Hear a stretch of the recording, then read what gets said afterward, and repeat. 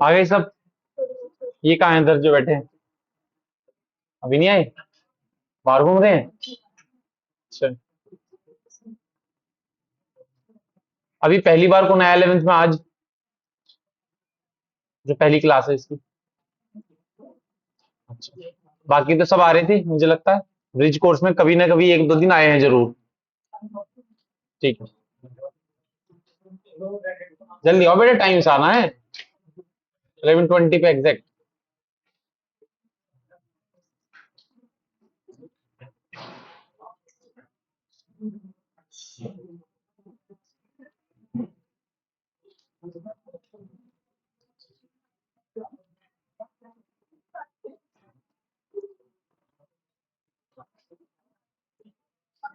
Subject तो पता ही है आपको, केमिस्ट्री है ना?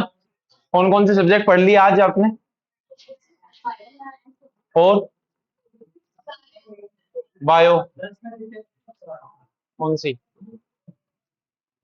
किस चीज? ठीक है, बराबर।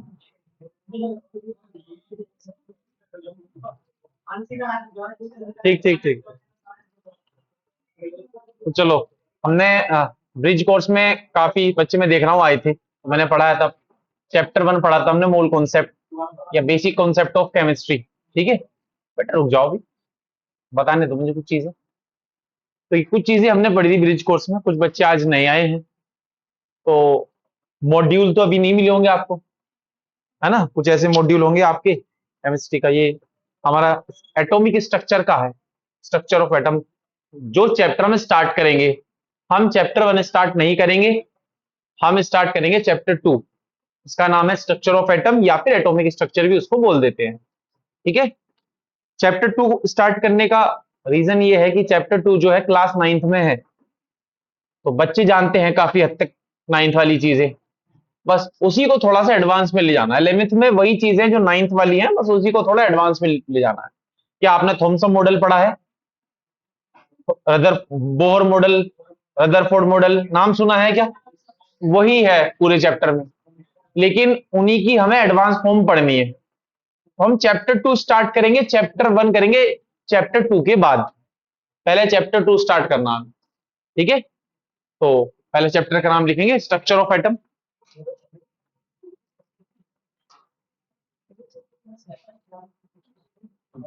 तो बिल्कुल नए चैप्टर की स्टार्टिंग हो रही है। तो जिसने पढ़ा है, नहीं पढ़ा है, चैप्टर 1 मैंने पढ़ाया था थोड़ा सा, तो जब भी चैप्टर 1 पढ़ेंगे तो वो भी स्टार्टिंग से ही पढ़ेंगे।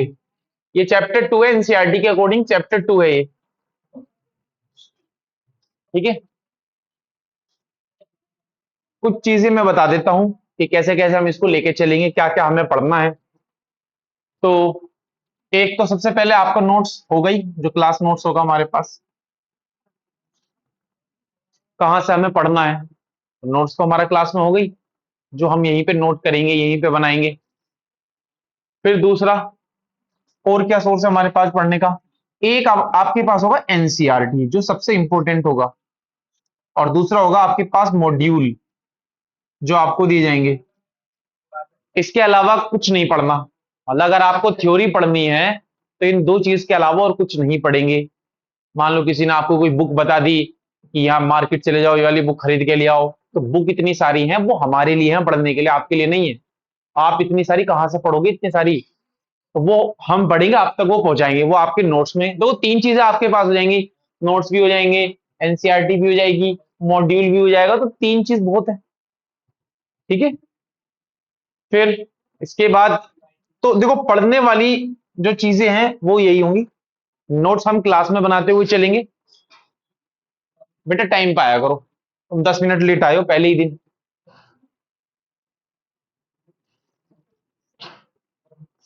तो ये क्लास नोट्स होंगे हमारे। एनसीईआरटी अभी ली है आपने, नहीं ली? अच्छा ले ली, ठीक है चलो। एनसीईआरटी में आपको पहला काम क्या करना है, जो पहले दिन से आपको स्टार्ट कर देना होगा, वो होगी एनसीईआरटी की रीडिंग आपको स्टार्ट कर देनी होगी। अब यहां रीडिंग हम कैसे करेंगे? क्या सर बुक ओपन करके सारा चैप्टर पढ़ डाले? नहीं। जो टॉपिक आपको जिस दिन यहां पढ़ाया जाएगा, सिर्फ वही जाकर पढ़ना है। उसके अलावा एनसीईआरटी की रीडिंग में और आगे नहीं बढ़ना। जैसे आज मैंने आपको पढ़ा दिया, मान लो डिस्कवरी ऑफ इलेक्ट्रॉन पढ़ा दिया, तो आप एनसीईआरटी में जाएंगे, उसे ढूंढेंगे कहां पर है, उससे जाकर पढ़ लेंगे। ठीक है, कुछ हेडिंग हो सकती है आगे पीछे हो जाए, हम पहले पढ़ा दें एनसीईआरटी में, बाद में दिए एनसीईआरटी में पहले आ जाए, हम बाद में पढ़ाएं, तो हेडिंग के अकॉर्डिंग एनसीईआरटी को पढ़ेंगे। चैप्टर 2 हम ऐसे पढ़ेंगे, बिल्कुल एनसीईआरटी की जो हेडिंग है उसके अकॉर्डिंग चलेंगे हम चैप्टर 2 में। लेकिन ऐसा हमेशा नहीं होगा कि हर चैप्टर में हम ऐसा ही करेंगे, क्योंकि एनसीईआरटी में लिमिटेड चीजें हैं, एडवांस वाली चीजें एनसीईआरटी में नहीं है, तो वो तो हमें करनी होती है, वो करेंगे तो कहीं ना कहीं कुछ ऐसी चीजें भी आएंगी जो एनसीईआरटी में नहीं होंगी, मैं आपको बताऊंगा, वो एडवांस के लिए होंगी, ये मान के चलेंगे कि एडवांस वाली बात है ये हमारी। ठीक है, तो रीडिंग करते चलेंगे। अब रीडिंग में बच्चे देखो क्या करते हैं, पहले दिन तो रहता है कि सर ने कहा है कि रीडिंग करनी है, तो पहले दिन करेंगे, दूसरे दिन करेंगे, तीसरे दिन करेंगे। पहले दिन तो ऐसे करेंगे आज ही सारी किताब पढ़ के एक तरफ कर देंगे और जो है आज ही इकट्ठी कर देंगे सारी बुक। लेकिन जैसे जैसे टाइम बीतता है रीडिंग खत्म हो जाती है। मैं आपको ट्वेल्थ वाले बच्चों की बात बताऊं तो ट्वेल्थ वाले बच्चों में कुछ बच्चे ऐसे हैं जिनको मैंने पहले ही दिन बोला जब वो 11th में आए थे, अब वो रीडिंग उन्होंने छोड़ दी है, अब क्योंकि वो लेट हो गए हैं, लेकिन अब वो फिर भी धीरे धीरे पढ़ते रहते हैं, लेकिन वो इफेक्टिवनेस नहीं है जो उन्होंने 11th में की थी। तो पहले दिन से ही लेके चलना। 11th में ही बहुत सारे बच्चे ऐसे थे कि पहले स्टार्टिंग के 2-3 चैप्टर की उन्होंने एनसीईआरटी रीडिंग बहुत अच्छे से करी, तो जब 4-5 चैप्टर हो गए रीडिंग छोड़ दी, सिर्फ नोट्स पढ़ने लगे। रीडिंग में इसलिए कह रहा हूं, जैसे फिजिक्स की बात करें हम, मैथ्स की बात करें, इन दोनों में एनसीईआरटी इतनी इंपॉर्टेंट नहीं है, केमिस्ट्री में बहुत ज्यादा इंपॉर्टेंट है। जेई और नीट वालों के लिए जो एनसीईआरटी होती है, एनसीईआरटी बहुत ज्यादा इंपॉर्टेंट होती है, जैसे बायो वालों के लिए एनसीईआरटी बहुत इंपॉर्टेंट होती है, उसी तरीके से जेई के वालों के लिए केमिस्ट्री बहुत इंपॉर्टेंट है। रीडिंग इसलिए कराते हैं क्योंकि एक एक लाइन में से क्वेश्चन बन जाता है, हमारा ऑब्जेक्टिव बना के रख देंगे एक लाइन में से एनसीईआरटी की। तो आपको एनसीईआरटी बिल्कुल ऐसे करनी है, 2-3 बार पढ़ लो तो बहुत अच्छी बात है। ऐसा नहीं कि मैंने टॉपिक पढ़ाया और आपको तो मुश्किल से 5 मिनट लगेंगी पढ़ के एक तरफ रख दिया, उसी को 2-3 बार पढ़ो, क्योंकि एनसीईआरटी की जो लैंग्वेज है ना, आप पढ़ोगे पहली बार में जब पढ़ोगे, उसने नहीं पढ़ी है, पहली बार में अगर आप पढ़ोगे ना कोई ऐसा टॉपिक जो मैंने ना पढ़ा हो, आपको समझ नहीं आएगा जल्दी से। एनसीईआरटी की जो लैंग्वेज है वो ऐसी बनाई हुई है, तो जब मैं आपको पढ़ा दूंगा और फिर पढ़ोगे फिर समझ आ जाएगा आप, क्योंकि वो लैंग्वेज ऐसी लिखी हुई है, लाइन के बीच में कुछ लाइन निकल के आती है, मतलब वो कोई एक लाइन बोलते हैं लेकिन उसका मतलब 4-5 लाइन निकल के आएगा, जो कि कहीं ना कहीं टीचर आपको बताएगी।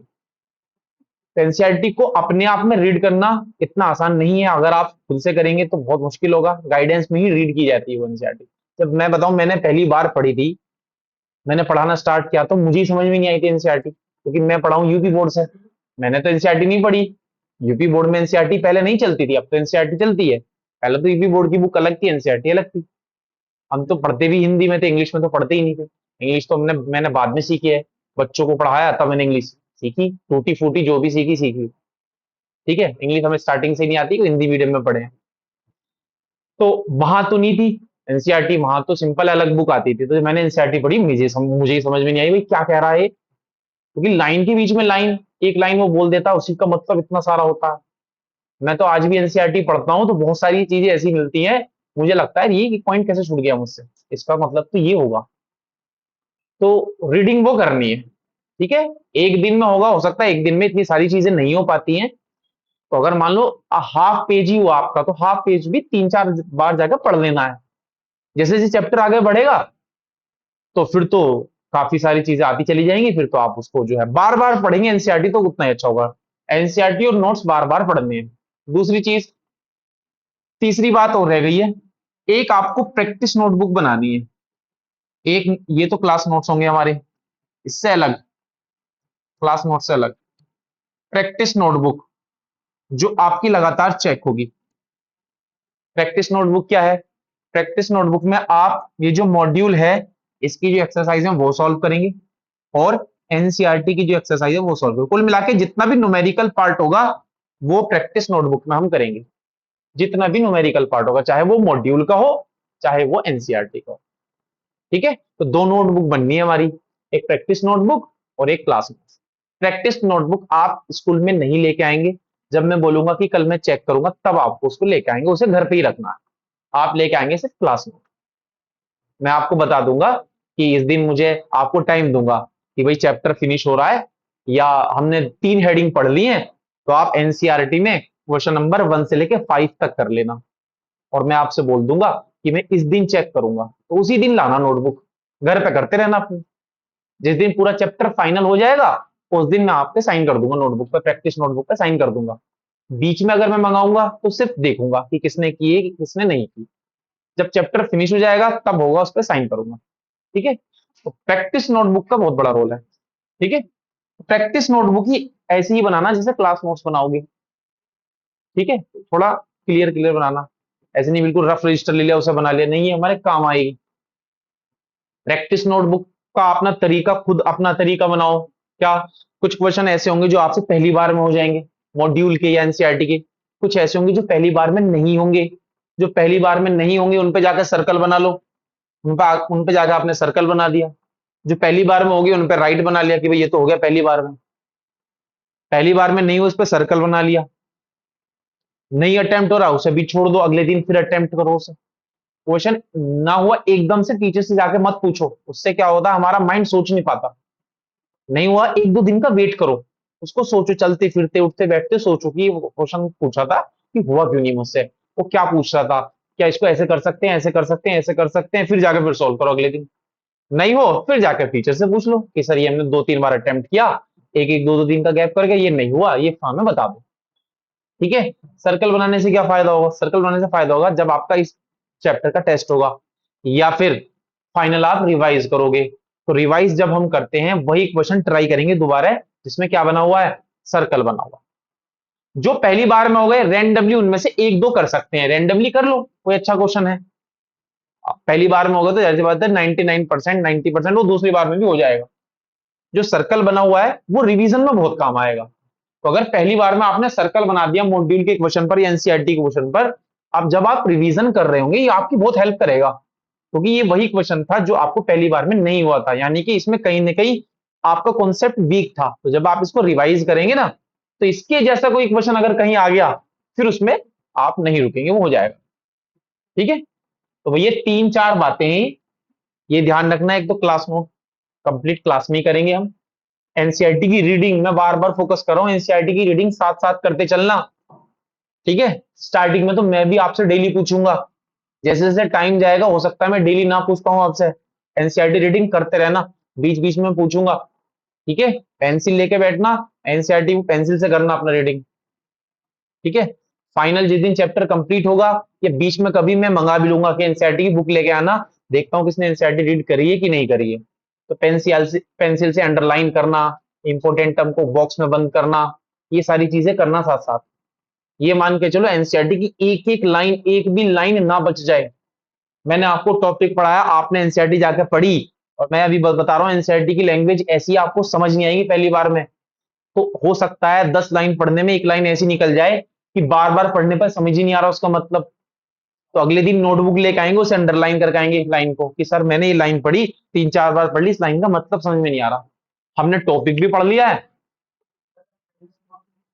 अभी नहीं हुई, हो जाएगी, कि हमने सर टॉपिक भी पढ़ लिया है और एनसीईआरटी भी पढ़ ली है, फिर भी एनसीईआरटी की ये वाली लाइन है सर ये हमारी क्लियर नहीं हो रही है, ये अंडरलाइन करके जो है हम लाए हैं सर इसको बताओ। तो फिर मैं उसको एक्सप्लेन कर दूंगा कि इस लाइन का क्या मतलब है। बहुत सारी चीजें ऐसी होंगी कि एनसीईआरटी की सारी लाइन तो मैं नहीं बता पाऊंगा यहाँ पे, सारी चीजें बिल्कुल इजी वे में बता दूंगा। एक आधी लाइन निकल के आएगी वो आप खुद ही देख लेंगे, एक आधी लाइन निकल के आएगी जिसका मतलब आपको हो सकता है वो समझना है। ठीक है, ये तीन चार बातें याद रखनी है। एनसीईआरटी की रीडिंग, मॉड्यूल मॉड्यूल तो जब मिलेगा तब उसका काम हमारा स्टार्ट होगा, एनसीईआरटी का काम आज से ही शुरू हो जाएगा हमारा। ठीक है, आज जितना भी मैं पढ़ाऊंगा, आज तो हमारे जो है 1.5 घंटा है, फिर बीच में 10 मिनट का गैप है, फिर 1.5 घंटा है, तो आज काफी काम हो जाएगा हमारा। यानी कि 2:30 बजे तक मैं ही पढ़ाऊंगा अब आपको। हाँ, तो 2 पीरियड है मेरे। ठीक है, अब कुछ नहीं है, अब केमिस्ट्री है, अब वो किसी और दिन आएगी, जो भी है, एक तीन चार दिन जो भी है, 2 3 दिन में। तो अभी आपको शेड्यूल मिल जाएगा तो देख लेना, लेकिन आज 2:30 बजे तक मैं ही पढ़ाऊंगा आपको, बीच में 10 मिनट का गैप मिलेगा, तो इसलिए मैं ज्यादा स्पीच दे रहा हूँ, थोड़ा सा टाइम ऐसे निकल जाएगा। अब मैं सारा पढ़ा दूंगा तो पहले ही दिन जो है दिक्कत हो जाएगी आप। तो चैप्टर का नाम लिख लें आप, स्ट्रक्चर ऑफ एटम। ठीक है, तो चलो कुर्सी की पेटी बांध लीजिए, स्टार्ट करते हैं।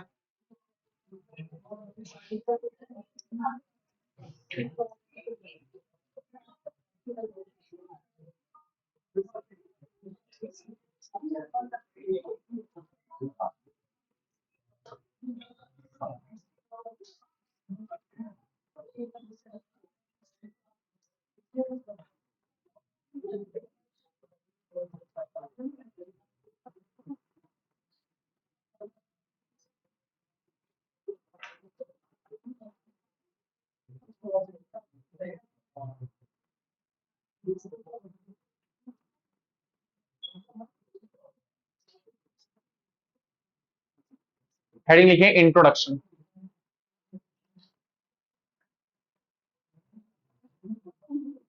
इंट्रोडक्शन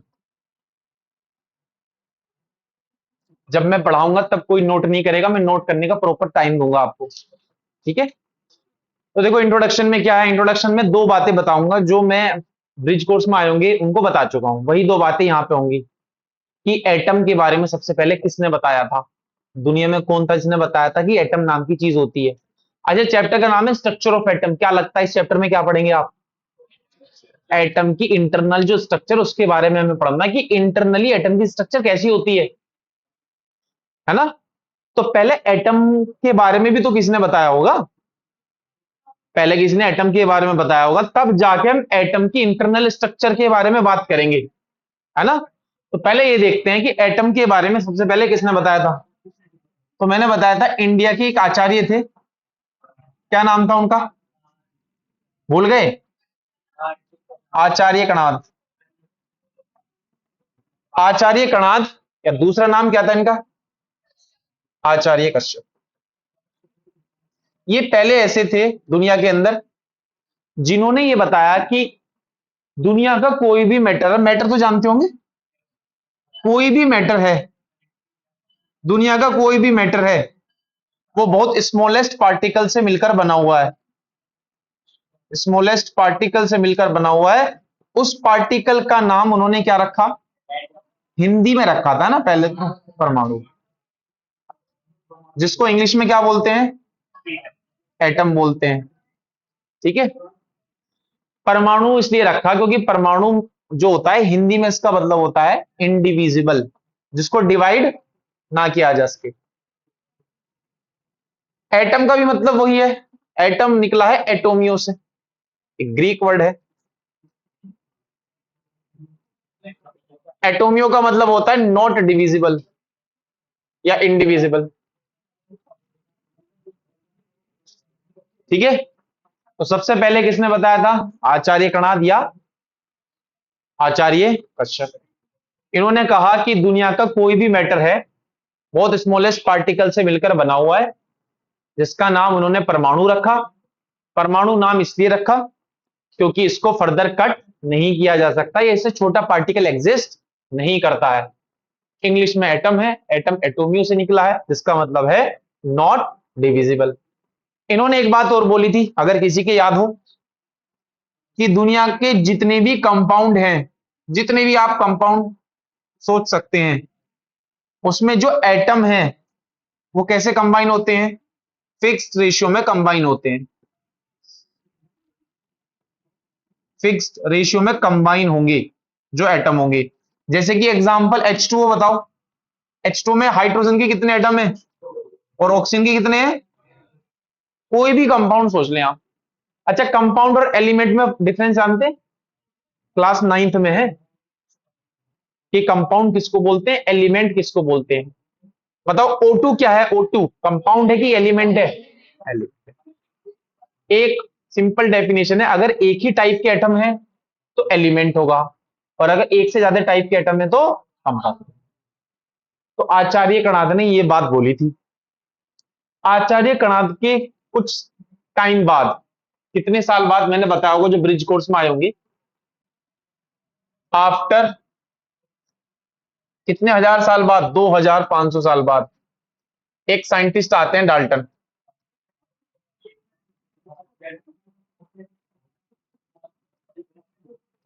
अब डाल्टन एटम के बारे में रिसर्च करते हैं, डाल्टन बताते हैं कि एटम क्या है। इससे पहले 2500 साल हो गए, इंडिया में इसके बाद कोई नहीं आया कि जो आचार्य कणाद की दी हुई थ्योरी पर काम कर सके। ठीक है, इन्होंने एक बुक भी लिखी थी आचार्य कणाद ने, उस बुक में ये सारी चीजें मेंशन की गई हैं।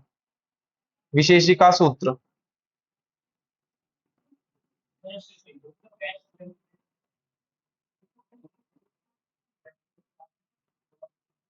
एक बुक तीन की है ना। हमें कैसे पता चला? आचार्यनाथ तो 1000 साल पहले थे, हजारों साल पहले थे, 2-3000 साल पहले, तो हमें कैसे पता चला उन्होंने एटम के बारे में बताया? तो बुक है उनकी, आज भी ये बुक की, उस बुक में लिखी हुई है सारी बातें। उस बुक को रेफरेंस मानकर ही डाल्टन ने जो है अपनी थ्योरी दी है, उन्होंने एटम के बारे में बताया है। और एटम के बारे में जब उन्होंने बताया तो डाल्टन की उस एटॉमिक थ्योरी को क्या बोलते हैं? Dalton atomic theory. ये थ्योरी है जो उन्होंने एटम के बारे में दी थी। तो इसको देखेंगे, पहले ये वाले पॉइंट नोट डाउन करें। अभी तो हम एटम की डिस्कवरी कर रहे हैं, पहले एटम को तो जान लें एटम क्या है, फिर एटम की इंटरनल स्ट्रक्चर के बारे में बात करेंगे।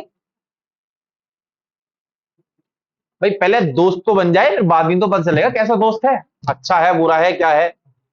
आज आप पहले दिन आए हैं तो आज देख रहे होंगे भाई, अच्छा ये है ये है ये, आज पहली बार जानेंगे उनका कुछ का नाम, फिर बाद में धीरे धीरे पता चलेगा कि कौन आपका दोस्त बन सकता है कौन नहीं बन सकता। तो पहले हम जानते हैं, फिर प्रॉपर्टीज के बारे में जानेंगे।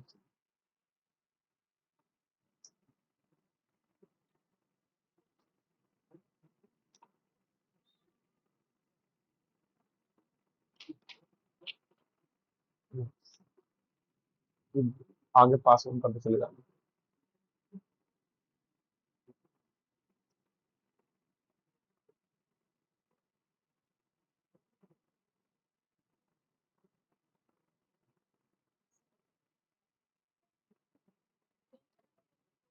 उसे छोड़ दो,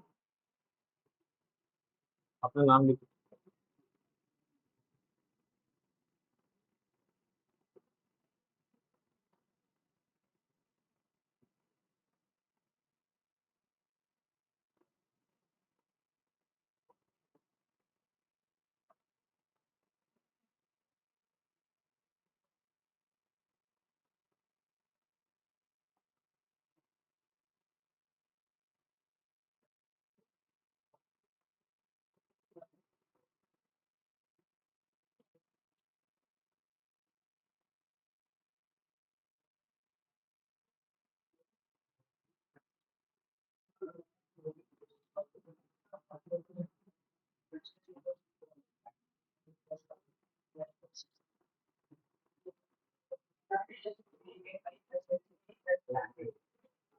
अब इसकी करेक्ट स्पेलिंग एनसीईआरटी में, एनसीईआरटी में लिखी हुई है। करेक्ट स्पेलिंग क्या है इसकी? ऐसे ही लिख लो, बुक का कोई इतना बड़ा रोल नहीं है हमारा।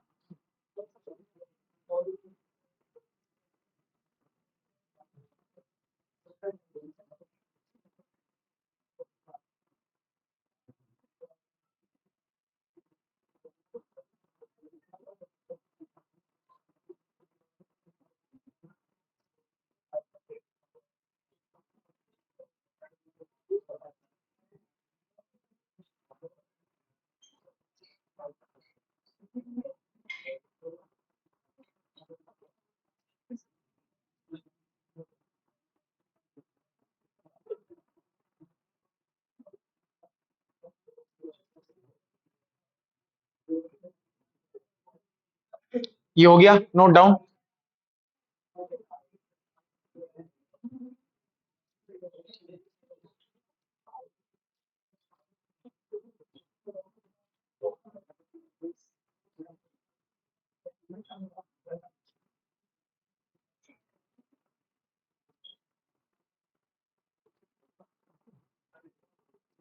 हो गया नोट डाउन।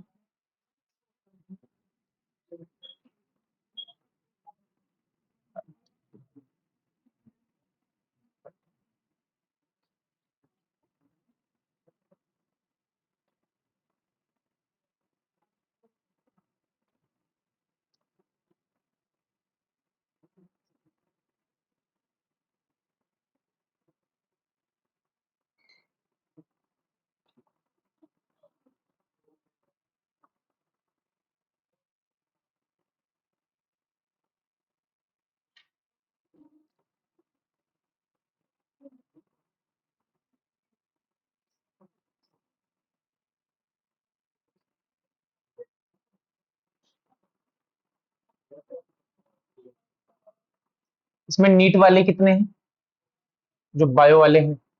1 2 3 4 5, 5, बाकी सब जेई वाले हैं। हो गए नोट? तो अब नेक्स्ट हेडिंग डालेंगे डाल्टन एटॉमिक थ्योरी। अब पहले इसी को पढ़ लेते हैं, जो कि मैंने ब्रिज कोर्स में भी पढ़ाई थी। जो आए होंगे उनको पता होगा, पढ़ाई थी ना ये? नहीं पढ़ाई थी? हैं?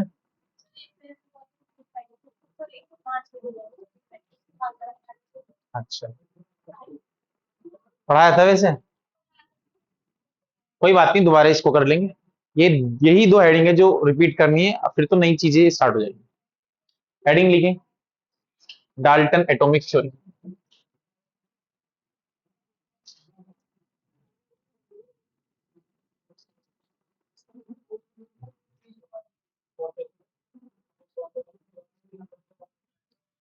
हाँ जी, अब यहां देखें, डाल्टन एटॉमिक थ्योरी क्या कहती है। अब आचार्य कणाद ने तो पहले बता ही दिया था हमें कि दुनिया का कोई भी मैटर है बहुत स्मॉलेस्ट पार्टिकल से मिलकर बना हुआ है, जिसको वो क्या बोल रहे हैं, एटम या परमाणु। ठीक है, बिल्कुल पहला पॉइंट बिल्कुल सेम ही है कि दुनिया का कोई भी मैटर है वो बहुत स्मॉलेस्ट पार्टिकल से मिलकर बनता है, और उस पार्टिकल का नाम, ये तो इंग्लिश में ही बोलेंगे, हाँ हिंदी में था, क्या बोला, एटम। ठीक है, और ये एटम कैसा होता है, इनडिविजिबल, इसको डिवाइड नहीं किया जा सकता।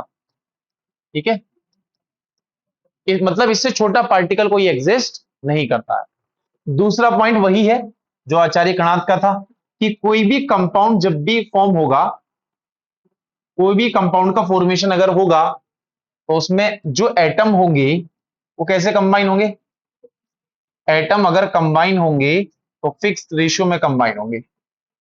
ठीक है, फिक्स्ड रेशियो में कंबाइन होंगे। इसका कोई एग्जांपल, कोई और दूसरा एग्जांपल लिख लेते हैं। मान लो सल्फ्यूरिक एसिड लेते हैं, H2SO4। बताओ हाइड्रोजन एटम कितने हैं, 2। सल्फर के एटम कितने हैं, 1। ऑक्सीजन के एटम कितने हैं, 4। इससे सिंपलेस्ट रेशियो हो सकता है क्या इसका? इससे सिंपलेस्ट कर सकते हो? नहीं। ठीक है, पॉइंट नंबर 3, अभी कुछ नई बातें ऐड ऑन कर रहे हैं कि डिफरेंट एलिमेंट अगर हो, डिफरेंट एलिमेंट अगर होंगे तो उनके एटम भी डिफरेंट होंगे। डिफरेंट एलिमेंट के डिफरेंट एटम होते हैं, ऐसा नहीं है कि दुनिया के सारे एटम एक ही होंगे। अगर एलिमेंट अलग है तो एटम भी अलग होंगे। जैसे कि एग्जांपल, अगर मैं आपसे बोलूं हाइड्रोजन एलिमेंट और दूसरा बोलूं पोटेशियम एलिमेंट, क्या दोनों के एटम एक से होंगे? दोनों के एटम अलग अलग होंगे। इसका मास अलग होगा, इसका मास अलग होगा। हाइड्रोजन का जो एटम है उसका साइज कम होगा, पोटेशियम का जो एटम है उसका साइज ज्यादा होगा। यहाँ इलेक्ट्रॉन प्रोटॉन न्यूट्रॉन अलग होंगे, यहाँ इलेक्ट्रॉन प्रोटॉन न्यूट्रॉन अलग होंगे। मतलब अगर एलिमेंट अलग है तो उनके एटम भी कैसे होंगे, अलग अलग होंगे। सारे एटम को हम एक सा नहीं मान सकते। पॉइंट नंबर 4, कोई भी केमिकल रिएक्शन जब जब होगी, देखो जब भी कोई केमिकल रिएक्शन होती है तो एटम खुद को रीऑर्गेनाइज करते हैं या रीअरेंज करते हैं। एटम जो है खुद को रीऑर्गेनाइज करेंगे या फिर रीअरेंज करेंगे। रीऑर्गेनाइज और रीअरेंज दोनों में से कोई भी बात बोल सकते हैं। ऐसा नहीं होगा कि एटम अपनी आइडेंटिटी लूज कर दें, अपनी आइडेंटिटी को मेंटेन करेंगे, उसको लूज नहीं करेंगे। जैसे कि एग्जांपल, पहले एग्जांपल समझो, एग्जांपल से समझ आएगा। एक बहुत सिंपल सी रिएक्शन लेते हैं, हाइड्रोजन ऑक्सीजन मिलकर बताओ क्या बनाते हैं, H2O, है ना। ये हमने इसको बैलेंस कर लिया। बैलेंसिंग आपने क्लास 10th में सीखी होगी, चैप्टर 1 में ही तो है बैलेंसिंग। अच्छा, ये क्या चीज होती है, यहाँ 2 लिखा है, यहाँ 1 लिखा है, यहाँ 2 लिखा है, ये भी क्लास 10th में है। स्टाइकियोमेट्रिक कोफिशिएंट बोलते हैं ना, ये मोल या मॉलिक्यूल के बारे में ही तो जानकारी देते हैं। इसका मतलब है कि 2 मॉलिक्यूल हाइड्रोजन के, 1 मॉलिक्यूल ऑक्सीजन का आपस में रिएक्शन करके क्या बनता है, 2 मॉलिक्यूल वाटर के। या फिर ऐसे पढ़ दो कि 2 मोल हाइड्रोजन के, 1 मोल ऑक्सीजन के रिएक्शन करके क्या बना रहे हैं, 2 मोल H2। ठीक है, तो मोल में पढ़ो इसको या मॉलिक्यूल में। तो देखो H2, क्या H2 ऐसा होगा, क्लास 8th 10th में आपने डायग्राम बनाने सीखे होंगे, वो एक एक पेयरिंग करा कर, है ना। तो कितने हैं ऐसे ऐसे, दो मॉलिक्यूल हैं, तो हमने दो मॉलिक्यूल बना लिए। ऑक्सीजन के कितने हैं, एक ही मॉलिक्यूल है। अब डबल बॉन्ड क्यों आया, क्योंकि चार इलेक्ट्रॉन की शेयरिंग हुई होगी। टेंथ में आपने सीखा है, O2 का भी स्ट्रक्चर है टेंथ क्लास में। H2O में, H2O में कुछ ऐसा आता है, कितने मॉलिक्यूल हैं, दो मॉलिक्यूल है। तो आप जरा ध्यान से देखें, अब यहां जो हाइड्रोजन एटम था, पहले ये दोनों हाइड्रोजन एक दूसरे से जुड़े हुए थे, अब ये दोनों हाइड्रोजन एटम ऑक्सीजन से जाके जुड़ गए हैं। पहले ये दोनों हाइड्रोजन एक साथ जुड़े हुए थे, अब ये दोनों हाइड्रोजन ऑक्सीजन से जाके जुड़ गए हैं। लेकिन क्या ये वाला हाइड्रोजन और ये वाला हाइड्रोजन अलग है या दोनों सेम ही है, इनकी लिंकिंग बदली है बस, मतलब अरेंजमेंट बदला है, ऑर्गेनाइज हुए हैं। पहले ये खुद से जुड़े हुए थे, अब ऑक्सीजन से जाके जुड़ गए हैं। अपनी इन्होंने आइडेंटिटी लूज नहीं की, ऐसा नहीं है कि वो हाइड्रोजन अलग होगा, ये वाला हाइड्रोजन अलग होगा, उसका मास अलग होगा, इसका मास अलग होगा। दोनों का मास सेम होगा, दोनों के इलेक्ट्रॉन सेम होंगे, दोनों के प्रोटॉन सेम होंगे, दोनों की प्रॉपर्टीज बराबर होगी। सिर्फ अरेंजमेंट बदला है इन्होंने। आप एक जगह से हटे, दूसरी जगह जाके लग गए हैं और एक नए कंपाउंड का फॉर्मेशन कर दिया, जिसको हम H2O बोल रहे हैं। डाल्टन ये बोल रहे हैं किसी भी रिएक्शन में एटम ना तो डिस्ट्रॉय होगा ना क्रिएट होगा, अपनी आइडेंटिटी को लूज नहीं करेगा, सिर्फ पोजीशन बदलेंगे, वो अपनी खुद को रीअरेंज करेंगे, रीऑर्गेनाइज करेंगे, अपनी आइडेंटिटी को मेंटेन करके रखेंगे, उसे खत्म नहीं करेंगे। तो ये पॉइंट है डाल्टन एटॉमिक थ्योरी के। फटाफट एक बार रिवाइज करते हैं। पहला पॉइंट क्या है, कि कोई भी मैटर होता है वो स्मॉलेस्ट पार्टिकल से मिलकर बनता है, जिसको हम एटम बोलते हैं। दूसरा पॉइंट क्या है, जब भी किसी कंपाउंड का फॉर्मेशन होगा तो उसमें एटम एक सिंपलेस्ट रेशो में कंबाइन होंगे। तीसरा पॉइंट, डिफरेंट एलिमेंट के एटम कैसे होंगे, डिफरेंट। फोर्थ पॉइंट, कोई भी केमिकल रिएक्शन अगर होगी तो एटम डिस्ट्रॉय नहीं होंगे, क्रिएट नहीं होंगे, अपनी आइडेंटिटी को लूज नहीं करेंगे, एटम क्या होंगे, रीऑर्गेनाइज या फिर रीअरेंज होंगे। करो नोट डाउन इसी तरीके से।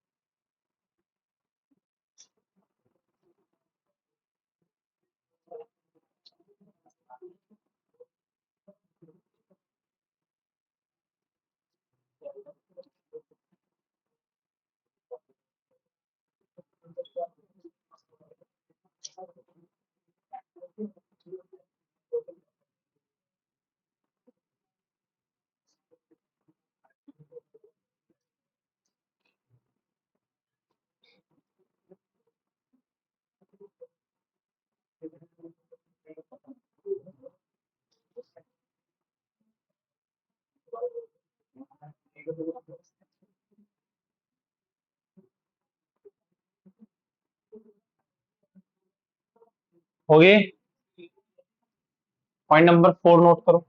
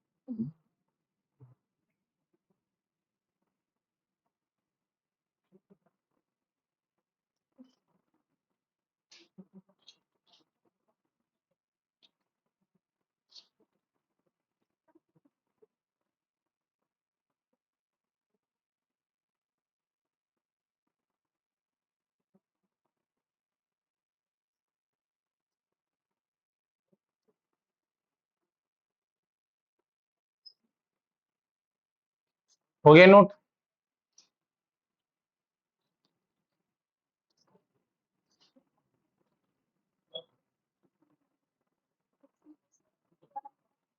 कौन सा? ऑफ कर देना ये वाला फैन, फैन ऑफ कर देना है।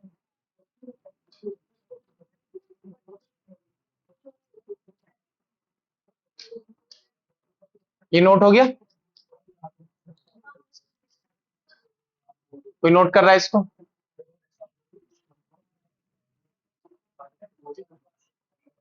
हेडिंग लिखेंगे सब एटॉमिक पार्टिकल्स, सब एटॉमिक पार्टिकल्स, सब एटॉमिक पार्टिकल्स। अब देखो ये क्या है, किनको हम सब एटॉमिक पार्टिकल्स बोल रहे हैं। एटम्स, तो अब हमने एटम्स के बारे में जान लिया कि भाई दुनिया की हर कुछ, कोई भी चीज है मैटर, बहुत स्मॉलेस्ट पार्टिकल से मिलकर बनी हुई है एटम। अब हम ये जानना चाह रहे हैं कि एटम में क्या है, एटम की स्ट्रक्चर, इंटरनल स्ट्रक्चर कैसी है।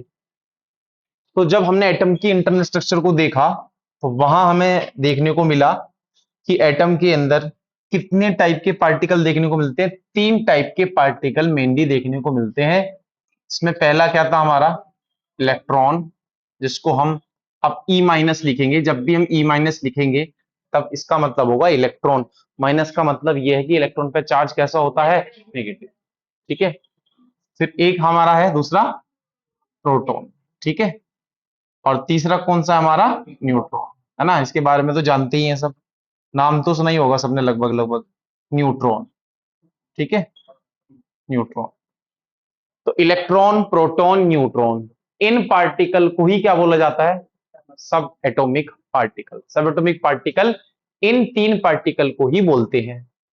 अब ये तो हमें, मैंने आपको बताया, आपको पहले से पता था, लेकिन किसी ने तो बताया होगा कि एटम में ये पार्टिकल भी होते हैं। पहले थोड़ी पता था, आज तो हमें पता है।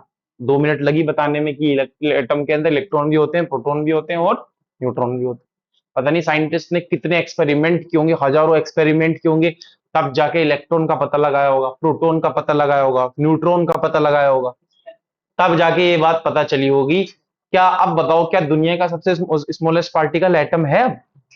क्या उससे भी स्मॉलेस्ट होते हैं? होते हैं। कौन होते हैं? इलेक्ट्रॉन होते हैं, प्रोटॉन होते हैं, न्यूट्रॉन होते हैं। यानी कि एक बात यहां से क्लियर हो जाती है, जो डाल्टन एटॉमिक थ्योरी का पहला पॉइंट ही गलत हो गया। पहला पॉइंट क्या कह रहा है कि सबसे स्मॉलेस्ट पार्टिकल क्या होता है, एटम। जबकि सबसे स्मॉलेस्ट पार्टिकल क्या होते हैं, इलेक्ट्रॉन, प्रोटॉन, न्यूट्रॉन। तो जब सब एटॉमिक पार्टिकल की डिस्कवरी हो चुकी थी, उसके बाद डाल्टन एटॉमिक थ्योरी को रिजेक्ट कर दिया गया। फिर उसके सारे पॉइंट गलत हैं। आगे धीरे धीरे चल के हमें पता जाएगा बाकी पॉइंट क्यों गलत हैं। एक दो पॉइंट तो भी लग रहा है कि क्यों गलत आ रहे हैं। तो सब एटॉमिक पार्टिकल की डिस्कवरी के बाद डाल्टन एटॉमिक थ्योरी को रिजेक्ट कर दिया गया था। ठीक है। तो अभी, अब हम ये पढ़ेंगे इनकी डिस्कवरी हुई कैसे। इन पार्टिकल की, इलेक्ट्रॉन की डिस्कवरी कैसे हुई, प्रोटॉन की कैसे हुई, न्यूट्रॉन की कैसे हुई। अब इनकी डिस्कवरी पढ़नी है हमें। ठीक है। तो ये हेडिंग लिखने के बाद, इन तीन पार्टिकल का नाम लिखने के बाद, यहां पे एक पॉइंट लिखना, मैं डिक्टेट करूंगा, ये नोट करो फटाफट।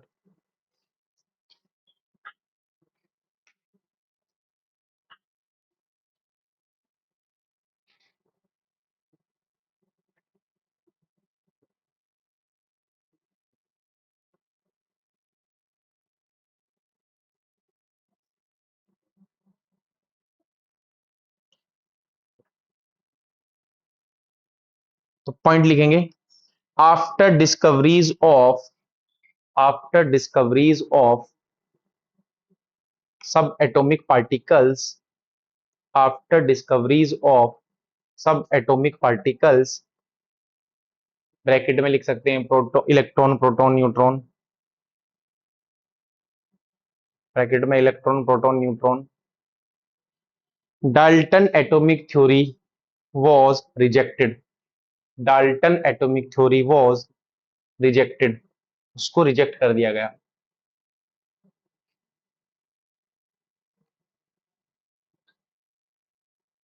एक पॉइंट तो अभी हमें क्लियर कट समझ आ रहा है कि स्मॉलेस्ट पार्टिकल एटम नहीं है, उससे भी स्मॉलेस्ट एग्जिस्ट कर सकते हैं। बाकी पॉइंट भी आपको धीरे धीरे समझ आ जाएंगे कि वो क्यों गलत हुई। तो अब हमें पढ़ना है डिस्कवरी। तो पहली हेडिंग लिखेंगे डिस्कवरी ऑफ इलेक्ट्रॉन। हेडिंग लिखने के बाद फिर बिल्कुल आराम से बैठना है, नोट नहीं करना, बाद में नोट करेंगे। डिस्कवरी ऑफ इलेक्ट्रॉन को डिस्कवरी ऑफ कैथोड रेस के नाम से भी जाना जाता है। तो यहां ऑब्लिक लगा देंगे, स्लैश लगा देंगे। डिस्कवरी ऑफ इलेक्ट्रॉन, तो पहले सब एटॉमिक पार्टिकल को पढ़ रहे हैं, इलेक्ट्रॉन। इलेक्ट्रॉन की डिस्कवरी बोल दें या कैथोड रेस की डिस्कवरी बोल दें, एक ही बात है। अब एक बात क्यों है ये भी समझेंगे। अब एक बात क्यों है ये, हेडिंग लिखने के बाद बिल्कुल कॉपी पेन पेपर एक तरफ रख दो, कुछ इसमें बातें आएंगी, फिर हम इसको धीरे धीरे नोट डाउन करेंगे, डायग्राम भी बनाएंगे। अब देखो, इलेक्ट्रॉन की डिस्कवरी के बारे में हमें पढ़ना है कि इलेक्ट्रॉन की डिस्कवरी कैसे कैसे हुई थी, किसने इसकी डिस्कवरी की थी। तो सबसे पहली बात, एक साइंटिस्ट थे माइकल फेराडे। फिजिक्स में आएंगे, केमिस्ट्री में आगे चल के आएंगे, 12th क्लास में। फेराडे का नाम सुना भी होगा वैसे, फेराडे का नाम सुना है? 10th में भी तो है फेराडे। नहीं है, फिजिक्स में नहीं है? चलो ठीक है। तो फेराडे एक साइंटिस्ट थे, इन्होंने क्या किया था, इन्होंने इलेक्ट्रिसिटी, इनका जो रोल है वो इलेक्ट्रिसिटी में है। जब क्योंकि फिजिक्स में पढ़ते हैं ना इनको, इलेक्ट्रिसिटी हम फिजिक्स में पढ़ते हैं, इसलिए इनका नाम फिजिक्स में ज्यादा आता है। फेराडे ने इलेक्ट्रिसिटी पे काम किया, और इन्होंने इलेक्ट्रिसिटी पे जब काम किया, तो आपको वैसे पता है इलेक्ट्रिसिटी किसके फ्लो होने की वजह से फ्लो होती है? देखो पता है, इलेक्ट्रॉन की फ्लो होने की वजह से होती है। उसी डायरेक्शन में, अपोजिट डायरेक्शन में। ये तो इतना तो पता होगा फिजिक्स में, इलेक्ट्रॉन का फ्लो करंट के फ्लो के अपोजिट होता है। तो इन्होंने इलेक्ट्रिसिटी पे बहुत काम किया था फेराडे ने। तो जो फेराडे थे, ये फेराडे जो थे, ये कोई साइंटिस्ट नहीं थे फेराडे। ये तो बाइंडिंग करते थे बुक पे, ये बुक पे बाइंडिंग करते थे, इनका काम था बुक पे बाइंडिंग करने का। बाइंडिंग नहीं करा लेते बुक पे, तो ये बाइंडिंग करते थे। और इनकी जो है दुकान भी उनकी नहीं थी, किसी और की थी। तो इनके पास जो है, अब बुक की दुकान पे काम करते हैं, तो वहां पे लोग बुक लेके आते थे, साइंटिस्ट आते थे इनकी दुकान पे कि ये हमारी बुक है, इसमें बाइंडिंग कर दो। तो ये क्या करते थे, वो बाइंडिंग के लिए बुक आती थी, 3 दिन 3 4 दिन जो है वो बुक बाइंडिंग करके देते थे। पहले इतनी टेक्नोलॉजी नहीं थी, अब तो एकदम वो बाइंडिंग करके दे देते हैं। वो 2 3 या 4 दिन का टाइम देते थे कि भाई 3 4 दिन बाद भी अपनी बुक जो है ले जाना, बाइंडिंग करके दे देंगे। ठीक है, जैसे साइंटिस्ट आते थे, अब कोई बुक लाया अपना, तो एक दिन एक साइंटिस्ट आया, मेरा नाम उनका ध्यान नहीं आ रहा कौन साइंटिस्ट थे, तो उन्होंने कहा, वो जो दुकान के जो मालिक थे, और वो फेराडे, वो छोटे से, बहुत छोटे 8th या 9th में रहे होंगे, पढ़ाई भी छोड़ दी थी इन्होंने, कुछ ही थोड़ी बहुत पढ़ा था इन्होंने, फिर छोड़ दिया था बीच में। तो ये 8 9 साल के रहे होंगे, तो वहां पे काम करते थे। तो वो बुक लेके आए साइंटिस्ट, उन्होंने बाइंडिंग के लिए बुक दी। तो ये क्या करते थे, इन्हें पढ़ने का बहुत शौक था। जो बुक बाइंडिंग के लिए आती थी उसे पढ़ते थे, उसे घर ले जाते थे, और जो है रातों रात करते थे, भाई तीसरे दिन ये बुक देनी, तो पहले बाइंडिंग कर ली उसको जल्दी जल्दी, फिर उसको पढ़ते थे बैठ के, और जितना पढ़ा जा सकता था उसको पढ़ लेते थे। तो काफी सालों तक ये करते रहे। एक दिन साइंटिस्ट आया, तो जो है उन्होंने ऐसी बात करी कि भाई, कुछ ऐसी बात करी नॉर्मली, तो नॉर्मली बात करके उन्होंने जज कर लिया उस लड़के को कि ऐसी नॉलेज है भाई। तो एक दो बात उसने पूछी, उन्होंने बता दी कि हाँ ऐसे कुछ पूछी होंगी, फिजिक्स या केमिस्ट्री कुछ बातें। तो उन्होंने कहा कि भाई इस लड़के को तो जो है आप हमें दो, इसे तो हम अपनी लैब में रखेंगे। वो जो साइंटिस्ट थे लैब में काम करते थे, उनको ये हमें दो, इसे हम अपनी लैब में रखेंगे जी, ये तो बहुत काम का लड़का है, ये तो वहां बाइंडिंग में लगा दिया आपने। तो फिर उसको वो अपने साथ ले गए। फिर वहां फेराडे उन साइंटिस्ट के साथ लैब में हजारों सालों तक, हजारों सालों तक तो नहीं, कई सालों तक उन्होंने काम किया। कई सालों तक काम करने के बाद, तो पहले तो वो बुक पढ़ते थे, फिर वो एक्सपेरिमेंट बिल्कुल सामने से देख रहे हैं। जब सामने से उन्होंने चीजों को देखा, बुक भी पढ़ ली, तो काफी चीजें सारी उनको समझ आती चली गई। कुछ टाइम बाद वो जो साइंटिस्ट थे उनकी डेथ हो गई। डेथ के बाद पूरी लैब इनके अंडर में आ गई, और फिर धीरे धीरे धीरे धीरे ये जो इन्होंने बहुत पढ़ा, पढ़ते पढ़ते ये थ्योरी देना अपना स्टार्ट कर दी इन्होंने, और फिर वहां से साइंटिस्ट बन गया। एजुकेशन नहीं थी इनकी, खुद ही पढ़ा, जो पढ़ा, जो बुक आती थी 3-4 दिन के लिए उसको पढ़ लेते थे जल्दी जल्दी। ठीक है, तो ये बात थी फेराडे की। तो फेराडे ने इलेक्ट्रिसिटी पे बहुत काम किया है। तो फेराडे ने बोला था कि इलेक्ट्रिसिटी जो है, आपको पता है इलेक्ट्रिसिटी किससे मिलकर बनी है? बताओ, इलेक्ट्रिसिटी किसके फ्लो होने की वजह से फ्लो होती है? और इलेक्ट्रॉन क्या है? पार्टिकल है, क्या है? पार्टिकल है ना इलेक्ट्रॉन। तो उन्होंने ये बोला था कि, इन्होंने नाम तो नहीं दिया था इलेक्ट्रॉन, इन्होंने ये बोला इलेक्ट्रिसिटी की जो नेचर है वो पार्टिकल नेचर है। मतलब करंट जो फ्लो करती है वो पार्टिकल के फ्लो होने की वजह से फ्लो करती है। करंट का फ्लो पार्टिकल का फ्लो है। उन्हें नहीं पता था पार्टिकल कौन सा है। पार्टिकल का नाम थे, एक दूसरे साइंटिस्ट थे जॉर्ज स्टोनी, उन्होंने नाम दिया था इलेक्ट्रॉन। ये जो नाम था इलेक्ट्रॉन उन्होंने दिया था। इन्होंने कहा कि इलेक्ट्रिसिटी जो है ये, इसकी पार्टिकल नेचर होती है। इन्होंने इलेक्ट्रिसिटी को बोला कि जो इलेक्ट्रिसिटी है इसकी पार्टिकल नेचर होती है। इलेक्ट्रिसिटी का जो फ्लो होता है वो पार्टिकल नेचर, कोई पार्टिकल है जो फ्लो कर रहा है, उसकी वजह से इलेक्ट्रिसिटी या करंट फ्लो कर रही है। इतना बोला था इन्होंने, फेराडे ने। अब इतना बोल दिया है तो इसका मतलब कहीं ना कहीं हिंट दे दिया पार्टिकल का। बाद में फिर एक साइंटिस्ट आए थे जॉर्ज स्टोनी, उन्होंने नाम दिया था इस नेगेटिव पार्टिकल का नाम। इन्होंने कहा था ये जो पार्टिकल है जो कि नेगेटिव है, अब नेगेटिव कहां से पता चला, ये थॉमसन ने बताया था, आगे चल के बताऊंगा। उन्होंने इसका नाम दिया था इस पार्टिकल का इलेक्ट्रॉन, जो आप बोल रहे हैं कि करंट फ्लो इलेक्ट्रॉन की वजह से होता। ठीक है, तो फेराडे ने बताया। अब इलेक्ट्रॉन की डिस्कवरी की है जे थॉमसन ने। पढ़ा, सुना इनका नाम? नाइन्थ में सुना होगा इनका, क्योंकि एक मॉडल भी होता है वाटरमेलन मॉडल जो आता है, प्लम पुडिंग मॉडल जिसको बोलते हैं, वो भी इन्होंने दिया था। हालांकि वो गलत है, लेकिन ये भी, वो भी इन्होंने ही दिया था, थॉमसन ने। अब जो ये थॉमसन थे हमारे, इनसे पहला फेराडे बता चुके थे कि इलेक्ट्रिसिटी की पार्टिकल नेचर होती है। ठीक, इनसे पहले एक बात और हो चुकी थी हमारी, कि क्या, कि कोई भी गैस जो होती है अगर उसको लो प्रेशर पे रखा जाए और हाई वोल्टेज पे रखा जाए, ये दो बातों का होना जरूरी है। हाई वोल्टेज पे अगर रखा जाए तो ऐसा करने पर वो गैस इलेक्ट्रिसिटी को कंडक्ट कराना स्टार्ट कर देती है। वैसे जो गैस है ना, इलेक्ट्रिसिटी को कंडक्ट नहीं कराती। अब हम इस रूम के अंदर बैठे हुए हैं, रूम के अंदर एयर है, एयर है, एयर की नेचर कैसी है?